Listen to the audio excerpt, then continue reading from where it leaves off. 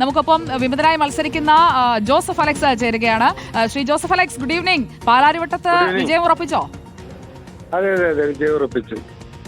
എന്ത് പറ്റി പാലാരിവട്ടത്ത് party seat തരാതിരുന്നത് എന്തുകൊണ്ടാണ്? താങ്കൾ അവിടെയൊക്കെ പ്രാദേശികമായി നന്നായി അറിയപ്പെടുന്ന ആളല്ലേ?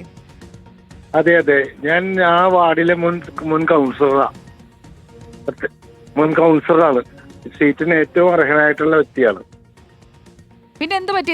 താങ്കൾക്ക് പകരം മറ്റാരെയാണ് നിർത്തിയത്? അവർക്ക് അതിൽ കൂടുതൽ അവിടെ ജനകീയതയുണ്ടെന്ന് കണ്ടെത്തിയാണോ പാർട്ടിയുടെ തീരുമാനം? അല്ല, ഒരു മുൻ കൗൺസിലറാണ്. 16 വർഷമായി ഈ പാർട്ടിയിലേക്ക് കടന്നു വന്നിട്ട് അതിനുശേഷമുള്ള 15 വർഷവും അവർ കൗൺസിലറാണ്. 2 വട്ടം സ്റ്റാൻഡിംഗ് കമ്മിറ്റി ഒരു ചെയർമാനായിരുന്നു. അവർക്ക് ആ തൊട്ട് പരിസരത്ത് 3ഓളം വനിതാ സീറ്റുകൾ ഉണ്ടായിരുന്നു. പക്ഷെ പാർട്ടി അത് കണ്ടില്ലെന്ന് തോന്നുന്നു. അപ്പോൾ അങ്ങനെയാണ് അവർക്ക് തന്നെ ജനറൽ സീറ്റ് ആണെങ്കിലും അവർ തന്നെ മത്സരിക്കട്ടെ എന്ന് തീരുമാനിച്ചതല്ലേ? അതെ അതെ അതെ അതെ. ഇപ്പോൾ എന്താണ് സാധ്യതകൾ? എങ്ങനെയാണ് സിറ്റിംഗ് കൗൺസിലർക്കെതിരെ മത്സരിക്കുമ്പോൾ നമുക്കാണോ? കാരണം പാർട്ടിയുടെ ഒരു ബാക്കപ്പ് കൂടെ വരുമ്പോൾ അവർക്കല്ലേ കൂടുതൽ സാധ്യത? പിന്മാറിയില്ലെങ്കിൽ പാർട്ടിയിൽ നിന്ന് പുറത്താക്കുമെന്നൊക്കെയാണ് മുഹമ്മദ് ഷിയാസ് പറയുന്നത്. ഓക്കെ ഓക്കെ, സിറ്റിംഗ് കൗൺസിലർ ആണെങ്കിൽ പോലും അവർ ഈ ഡിവിഷന് പുറത്തുള്ള ആളാണ്.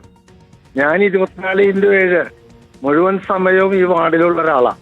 ശരിക്കും നിങ്ങളിൽ ആരുടെ വീടാണ് ഈ പാലാരിവട്ടം ഡിവിഷനിൽ വരുന്നത്? എന്റെ വീടാണ് പാലാരിവട്ടം ഡിവിഷനിൽ വരുന്നത്. അവരുടെ വീട് എവിടെയാണ്? തൊട്ടടുത്ത ഡിവിഷൻ 35. ഓക്കെ.